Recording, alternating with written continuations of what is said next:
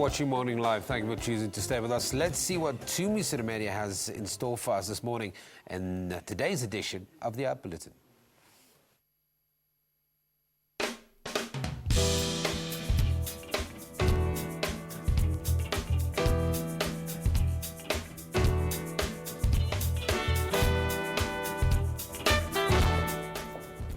Among the very few arts and crafts centers that gave rise to black artists during the apartheid era is Rockstrift in KwaZulu-Natal. And among the many successful names to cut their teeth at this center, Sam Hlengetwa, Eric Mbata, and Sandile Zulu, to mention but a few. Welcome to this edition of the Art Bulletin, where we're coming to you from an exhibition titled Impressions of Rockstrift, the Jumuna Collection. My name is Tumi Sedumedi. 3 mentally disturbed individuals are placed in an institution, and in their playroom, they go through experiences that gradually expose the truth about them and their mental dislocations. This experience is told through theatre production titled The Playroom, which is the 2013 Zwagala Theatre Festival winner. I encountered a friend of mine going crazy, you understand, for the first time in front of me. So the transition of being him to this completely new person, it kind of like touched my heart. So I felt like something that I felt before, you understand, but I just didn't know what it is. So I wanted to understand what is the mind, you understand, what is happening in the mind, what is it that is happening in this transition. So I felt like it's only fair for me to just create a story about mental illnesses, as in Kylie Chazanganasbone stories esinjalo. Is true revolution about changing society, or is it about changing yourself? That's the question Albie Michaels is asking in his latest production titled The Persecution and Assassination of Jean-Paul Marais. It's on at the UJ's Kingsway campus until today. It is drama, of course. It makes you think. It's Brecht and its approach. And with Brecht, you know, they say you should never sit back and feel. With Brecht, you should always sit forward and think. So that's the feel. You always go, wow, that's a very weird choice to be making. I want them to think. I want them to sit back and just think about how far we've come. I mean, this was based on the French Revolution. We're doing this for 20 years of democracy. You know, how far have we come? Some of these issues were relevant then. I think they're still relevant now. And I think they're still going to be relevant in a few years' time. Needle Time Rights came under the spotlight at a press conference in Johannesburg earlier this week. Needle Time Rights refers to a share of earnings paid to musicians, singers, backup vocalists and producers who have contributed to a song every time it's performed or played on a media platform. I'd like to believe that most of them are aware. The biggest challenge that faces some of us, the older musicians of course, is that we get the sense of, you know, that there is apathy amongst musicians.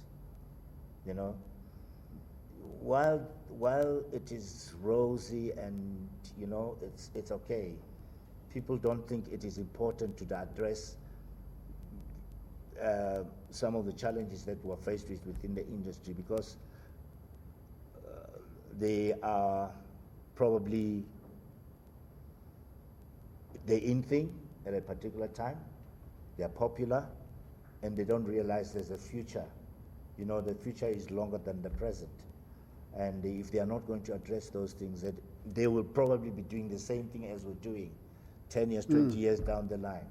But we feel that we can lay the foundation for them.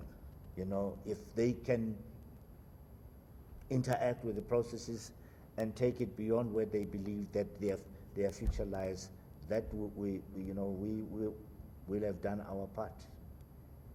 Matthew Ribnick is talented, funny and energetic. He's considered by many the perfect reflection of South Africa and respected by many for his ability to switch from one character to another so effortlessly. In his latest run of Monkey Nuts, he switches between 16 characters in 70 minutes. It's on in Sandton until the 10th of May.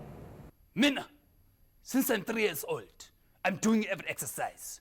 The boxing, the running, the karate, the soccer. I'm living and playing soccer in Italy until one game this Italian bugger is jumping on my knee.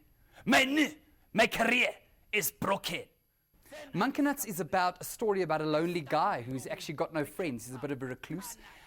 He's very good at, he can tell you the price of any grocery item anywhere at any given time. And he's one of these people who actually enters competitions obsessively and looks for free stuff. And he finds himself a competition on the radio which he enters and he wins this competition. And it's a competition where he wins a luxury holiday overseas to Italy for him and 3 friends. Now, he doesn't have any friends. So the play is about him going to find 3 friends in Johannesburg to go with him on this holiday with hilarious consequences. So every day I look at the mirror to myself and I say to me, Calvin, you must push yourself to achieve great things. We're going to leave it at that, no? Well, South Africa is always changing, so and that influences the way you play your characters to an extent, but generally the script of Monkey Nuts has remained the same since this first performance in 2009. Obviously, how you feel, your perspective and things do change, and that obviously just enriches the way you play your characters in the play.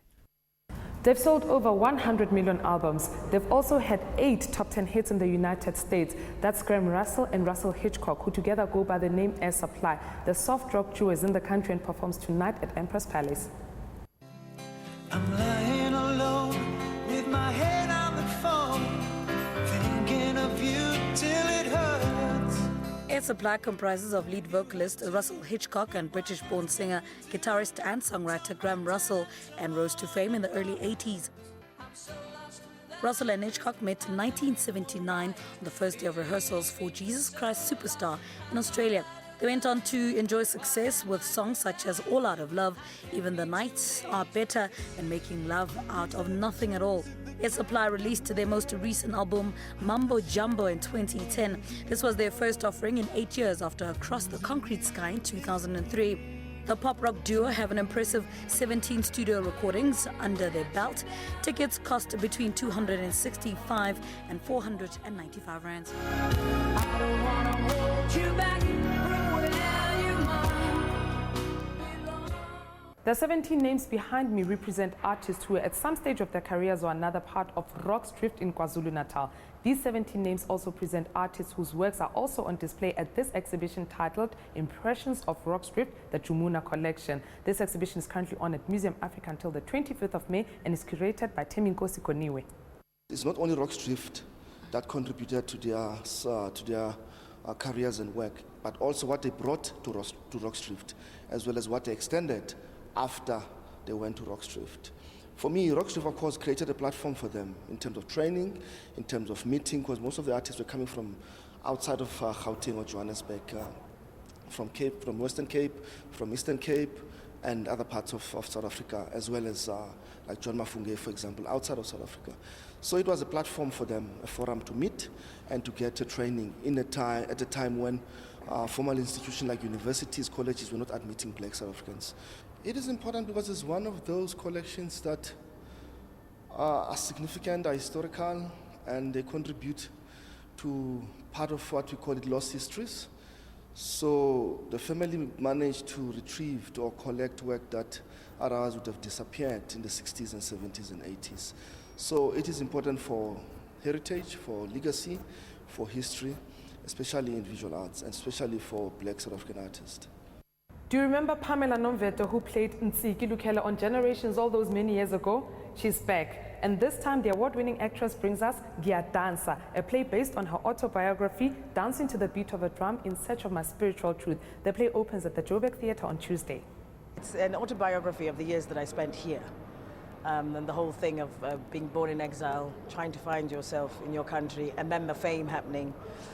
And then me getting involved in making bad choices, which culminated in me living in the streets. So literally, I call it a riches to rags story, because I was not a person from difficult beginnings. I was quite a privileged person. But that's the point, which is why I'm sharing the story. It's like, it doesn't matter who you are, things happen in your life.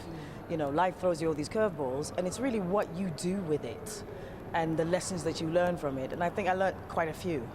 So I wanted to share those, yeah. We're on at the Joburg Theatre. It's only 6 shows from the 29th of April to the 4th of May. It's on at 8 p.m. every evening, except the Sunday, which is 3:30. So, you know, nice matinee if you feel like it. And that's how we come to the end of today's Art Bulletin, coming to you from Impressions of Rock's Drift, the Jumuna Collection, an exhibition currently on at Museum Africa in Newtown, Johannesburg. To get in touch with us, do email the Art Bulletin at sabc.co.za or check out our Facebook page or follow us on Twitter. Until next time, it's a goodbye from us.